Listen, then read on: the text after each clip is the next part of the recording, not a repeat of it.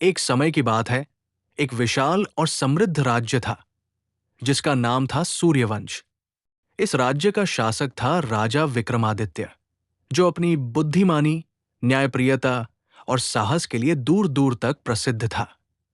राजा के पास एकमात्र पुत्र था, राजकुमार वीरेंद्र, जिसके साहस और शौर्य की कहानियां पूरे राज्य में गूंजती थी।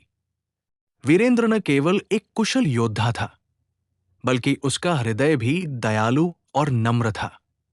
वो अपने सैनिकों को अपने भाइयों की तरह मानता था और उनके साथ कंधे से कंधा मिलाकर युद्ध के मैदान में उतरता था।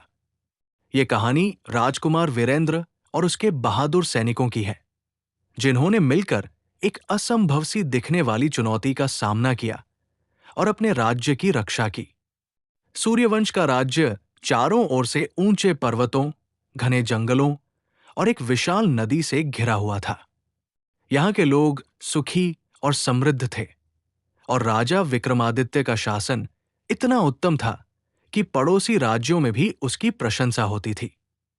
लेकिन हर सुखी कहानी में एक अंधेरा मोड़ आता है, और सूर्यवंश के लिए वो मोड़ तब आया जब उत्तरी सीमा पर एक क्रूर और शक्तिशाली शत्रु, राक्षसवंश के राजा भयंकर, ने आक्रमण की योजना बनाई।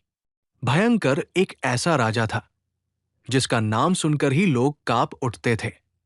उसकी सेना में विशालकाय योद्धा, जादुई शक्तियों वाले जादूगर और भयानक युद्ध हाथी शामिल थे। उसने कई छोटे छोटे राज्यों को अपने अधीन कर लिया था और अब उसकी नजर सूर्यवंश की समृद्धि पर थी। उसने गुप्त रूप से अपनी सेना को सूर्यवंश की सीमा पर इकट्ठा करना शुरू किया। उसकी योजना थी कि वो अचानक आक्रमण करके सूर्यवंश को अपने अधीन कर लेगा। सूर्यवंश के गुप्तचरों ने भयंकर की इस योजना की भनक राजा विक्रमादित्य तक पहुंचाई। राजा ने तुरंत अपने मंत्रियों और सेनापतियों की सभा बुलाई। सभा में राजकुमार वीरेंद्र भी उपस्थित था। सभी लोग चिंतित थे, क्योंकि भयंकर की सेना सूर्यवंश की सेना से कहीं अधिक विशाल और शक्तिशाली थी। मंत्रियों में से एक ने सुझाव दिया कि शांति संधि की बात की जाए, लेकिन राजकुमार वीरेंद्र ने तुरंत इसका विरोध किया। पिताजी, वीरेंद्र ने दृढ़ स्वर में कहा, हम सूर्यवंश के लोग कभी किसी के सामने नहीं झुके। भयंकर चाहे कितना भी शक्तिशाली हो, हम उसका सामना करेंगे। मेरे सैनिक मेरे साथ हैं और हम मिलकर इस खतरे को समाप्त करेंगे। राजा विक्रमादित्य ने अपने पुत्र की ओर गर्व से देखा। उन्होंने कहा, वीरेंद्र, तुम मेरे सच्चे उत्तराधिकारी हो। मैं तुम्हें और तुम्हारे सैनिकों को आशीर्वाद देता हूं। लेकिन ये युद्ध आसान नहीं होगा। तुम्हें एक ऐसी रणनीति बनानी होगी जो हमें जीत दिलाए। वीरेंद्र ने सिर झुकाकर अपने पिता का आदेश स्वीकार किया और तुरंत अपने सबसे भरोसेमंद सैनिकों को बुलाया। इन सैनिकों में 4 लोग विशेष थे। सेनापति रुद्र, जो अपनी तलवारबाजी के लिए प्रसिद्ध था, धनुर्धर अमर, जिसका निशाना कभी नहीं चूकता था, रणनीतिकार शिवा, जो युद्ध की हर चाल को समझता था, और बलशाली युद्धवीर, जो अपनी शारीरिक शक्ति के लिए जाना जाता था। ये चारों वीरेंद्र के सबसे करीबी दोस्त और विश्वास पात्र थे। वीरेंद्र ने अपने सैनिकों को एक गुप्त स्थान पर बुलाया, जहां उन्होंने युद्ध की रणनीति बनानी शुरू की। रणनीतिकार शिवा ने सुझाव दिया कि भयंकर की सेना की सबसे बड़ी ताकत उसका विशाल आकार और जादुई शक्तियां थी, लेकिन उनकी सबसे बड़ी कमजोरी उनकी अहंकारी और अव्यवस्थित प्रकृति थी। शिवा ने कहा, हमें उनकी सेना को छोटे छोटे हिस्सों में बांटना होगा और फिर एक एक करके उन पर हमला करना होगा। वीरेंद्र ने इस योजना को स्वीकार किया और अपने सैनिकों को 3 समूहों में बांटा। पहला समूह, जिसका नेतृत्व रुद्र करेगा, जंगल में छिपकर भयंकर की सेना के पीछे से हमला करेगा। दूसरा समूह, जिसका नेतृत्व अमर करेगा, ऊंचे पहाड़ों पर तैनात होगा और अपने तीरों से शत्रु सेना को कमजोर करेगा। तीसरा समूह, जिसका नेतृत्व वीरेंद्र और युद्धवीर करेंगे, मुख्य युद्ध क्षेत्र में शत्रु का सामना करेगा। शिवा पूरे युद्ध की रणनीति को नियंत्रित करेगा और सभी समूहों के बीच संदेशवाहक के रूप में काम करेगा। युद्ध की तैयारी शुरू हो गई। सूर्यवंश के लोग दिन रात हथियार बनाने, घोड़ों को प्रशिक्षित करने और किलों को मजबूत करने में जुट गए। वीरेंद्र हर दिन अपने सैनिकों के साथ प्रशिक्षण करता और उनका हौसला बढ़ाता। वो अपने सैनिकों को कहता, हमारी ताकत हमारे हथियारों में नहीं, बल्कि हमारे एकजुट होने में है। हम एक परिवार हैं और हम अपने घर की रक्षा करेंगे। आखिरकार वो दिन आ गया जब भयंकर की सेना ने सूर्यवंश की सीमा पर आक्रमण किया।